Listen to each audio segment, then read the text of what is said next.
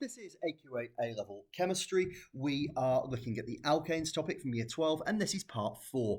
In this video, we continue from part 3 to look at prevention of pollutants and some of the wider issues that we face in terms of pollution.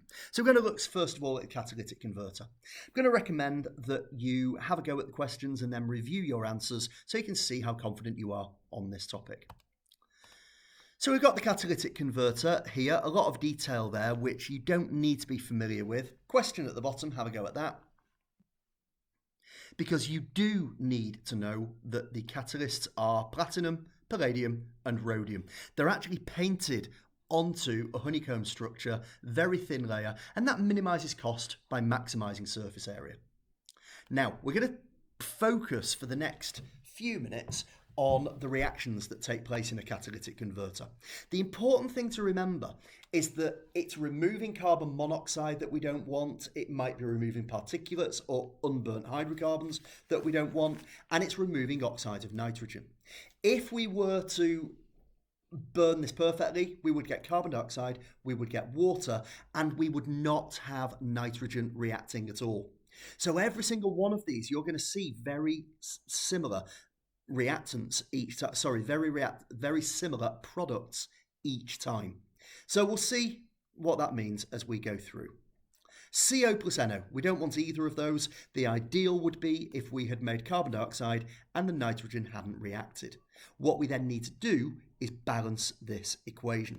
So I need 2 CO2, 2 CO, so I've balanced those, 2 NO, balanced the ends. I've now got 4 oxygens, 4 oxygens. So if I take a look at 2 more examples for you to try.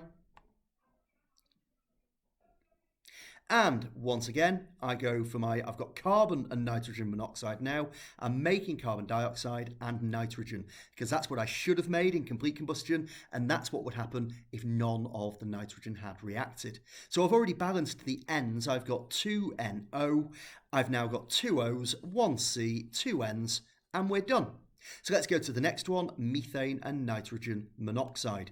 So in this case, I am making carbon dioxide, I'm making nitrogen, but I also need the other product of combustion, which from methane would be water. I then need to go through and balance.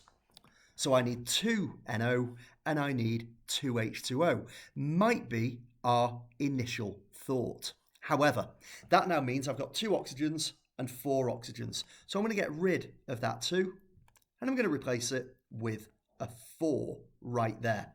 Now, 4NO means I need 2 NO2. I've now got 4 H's. I've got 1 C. It's all balanced. 3 more examples for you to try, getting slightly more complicated.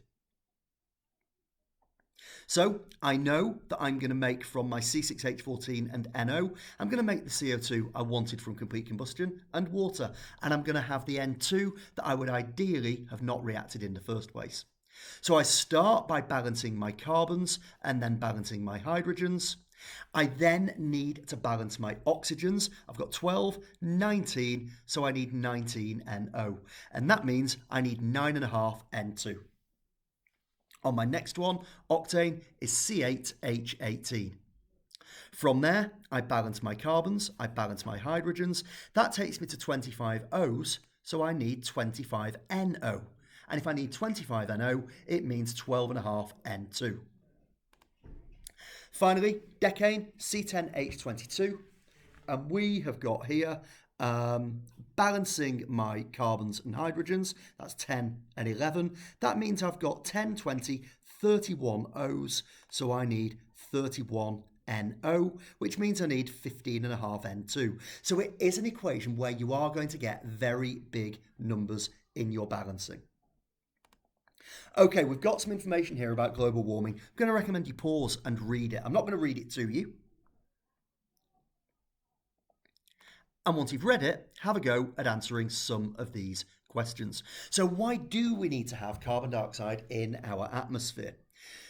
Well, it's said in the body of the text that the temperature would be minus 18 degrees C if there were no global warming, if there were no carbon dioxide, Now that would mean that water was frozen, we wouldn't have ready access to water, it would be hard to sustain life. This one is about thinking about the answer though. Why might increasing temperature lead to greater problems with respect to global warming from water vapour? Well, water vapour is a global warming gas. It's a greenhouse gas. So the more of it there is, the more it will have an impact on temperature. So further evaporation, so we get more greenhouse gases going into the atmosphere. There is also the question here of what happens in terms of water vapour that might minimise global warming, because it can act in both ways. And it's not written on here, but what we could talk about there is if we have more water vapour, we get more precipitation, we get more clouds. And if we have more clouds, it means that more of the heat radiation will be reflected back before it gets to ground level. Okay, that takes us to the end of this section. Thank you for listening. Goodbye.